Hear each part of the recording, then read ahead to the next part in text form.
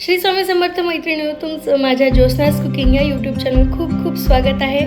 आजची आपली रेसिपी आहे पालक कॉर्न पुलाव। मस्त हेल्दी रेसिपी आहे। आज आपण या व्हिडिओमध्ये तीच रेसिपी बघणार आहोत। चला आपण आता साहित्यापासून सुरुवात करूया।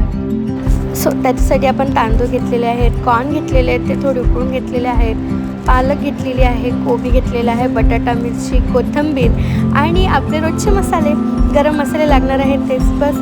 आणि आता काय करूया, आपण सुरुवात कशी करूया, आपण छान बटाटा आणि कोबी छान आपण हे ना तळून घेणार आहोत थोडंसं ब्राउनिश होईपर्यंत। आधी आपण कोबी स्वच्छ धुवून घेतलेली होती, गरम पाण्यात ती पण उकळून घेतलेली होती। त्याच्यानं बटाटे पण आपण छान चिरून घेतले आणि ते पण आपण छान मस्त असे तळून घेणार आहोत, थोडंसं असं फ्राय करून घेणार आहोत। छान चव लागते बरं का।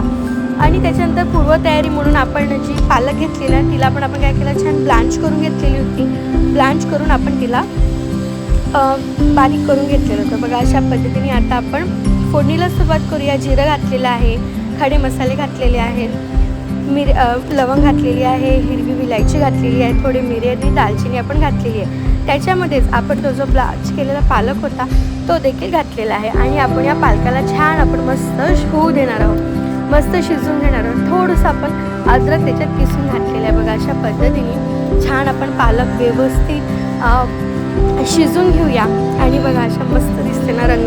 खरंच मैत्रिणींनो, ही खूप छान हेल्दी अशी रेसिपी होणार आहे।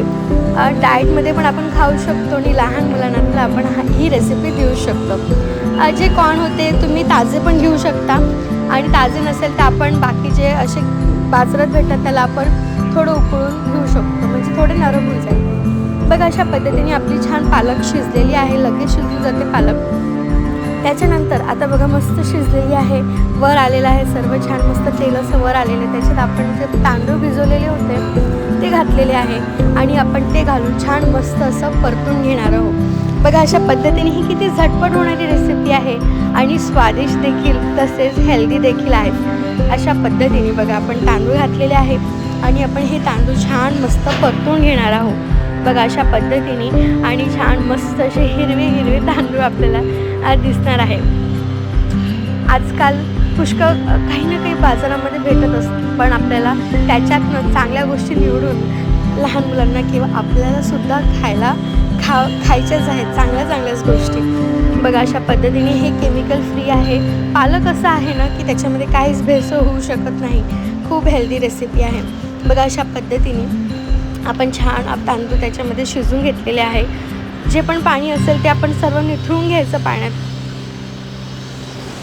जे पण पाणी आपण ते सर्व परतून घेऊया, म्हणजे पाणी शिल्लक नाही राहायला पाहिजे बघा। अशा पद्धतीने आपला छान तांदूळ पण त्याच्यामध्ये परतून झालेला आहे। आता आपण त्याच्यामध्ये कोबी आणि बटाटे घातलेले आहे आणि त्याच्यानंतर आपला मेन इन्ग्रेडियंट घालूया आपण कॉर्न बघा। कॉर्न पण घातलेले आहे मस्त आणि बघा आता त्याच्यानंतर आपण आपले रोजचे मसाले घालूया। मसाले म्हणजे तेच जे आपण रोजच वापरतो। हळद आली त्याच्यामध्ये, आलं त्याच्यामध्ये, पुन्हा तिखट आलेलं आहे आणि बघा अशा पद्धतीने मस्त चमचमीत भात होणार आहे। आणि त्याच्यानंतर आपण धनेपूड पण घातलेली आहे छान भरपूर अशी, आणि छान काळा मसाला देखील घातलेला आहे। अशा पद्धतीने घातला आपण सर्व मिक्स करून घेऊया आणि मस्त बघा रंगच बघा तुम्ही मस्त कलरफुल झाले की नाही, असंच आपल्याला खायला हवं मैत्रिणींनो बघा। अशा पद्धतीने आता आपण छान हे पुन्हा एकदा मिक्स करून घेऊया, थोडं परतून घेऊया आणि त्याच्यानंतर जेवढे आपण तांदूळ घेतले तेवढेच मापाचं पाणी घालूया आणि छान मस्त हा भात शिजू देणार आहोत। आपण हा सेम कुकरमध्ये पण करू शकतो, बस तेवढंच परतवायचं आणि 2 शिट्ट्या लावून द्यायच्या म्हणजे लगेच होतो। अशा पद्धतीने बघा आपलं छान तांदूळ छान परतून झालेले आहे, भाजून झालेले आहे आणि सुवास तर खूप सुंदर सुटलेला आहे घरभर। अशा पद्धतीने बघा आता त्याच्यामध्ये आपण थोडे टमाटर देखील घातलेले आहे आणि ते पण आपण छान परतून घेणार आहोत बघा अशा पद्धतीने। आणि बघा कलरफुल तर आहेच आहे, हो की नाही। ह्याच्यात आपण आणखी काही गोष्टी घालू शकतो, याच्यामध्ये पनीर पण घालू शकतो, काजू पण घालू शकतो, म्हणजे आणखी त्या भाताचा रिचनेस वाढेल बघा। अशा पद्धतीने आपण व्यवस्थित परतून घेऊया आणि त्याच्यात आपण मीठ टाकूया। पालकामध्ये मीठ असतं तर आपल्याला त्या हिशोबानेच मीठ घालायचं आहे आणि अशा पद्धतीने मस्त आपण सर्व एकत्र करून घेऊया आणि मस्त बघा खूप सुंदर, खूपच सुंदर असा हा भात होणार आहे। आणि बघा अशा पद्धतीने आपलं सर्व परतून झालेलं आहे. आपण पाणी उकळायला ठेवलेलं होतं, त्याच्यानंतरच बघा असं पूर्ण व्यवस्थित आपण पाणी घातलेलं आहे. अंदाजाने मोजमाप करूनच आपण पाणी घेतलेलं आहे. आणि त्याच्यानंतर पुन्हा एकत्र करून घेऊया, एकजीव करून घेऊया सर्व. आणि बघा अशा पद्धतीने आपला मस्त हा राईस उकळी आली की आपला हा राईस रेडी. आपण थोडंसं त्यात दही घातलेलं आहे म्हणजे आणखी त्याचा फ्लेवर वाढेल. आणि हे घरचं असं क्रीमी दही आहे म्हणून खूप छान लागतं. जे आपण घरी दही लावतो ना ते तर खूप छान लागतं. बघा मिक्स करून घेतलेलं आहे. आणि बघा उकळी आली की आपला हा भात मस्त रेडी. आपण 1 ते 2 उकळ्या येऊ देऊया. जर कन्सिस्टन्सी थोडं पाणी कमी जास्त असेल तर आपण ते बघूया, मग ते ॲडजस्ट करूया. आणि त्याच्यानंतर थोडा 1 चम्मचभर पूर्ण सर्व मसाले बॅलन्स होण्यासाठी आपण अर्धा चमचा एक साखर घातलेली आहे, म्हणजे सर्व व्यवस्थित बॅलन्स. अशा पद्धतीने आपला हा भात रेडी आहे.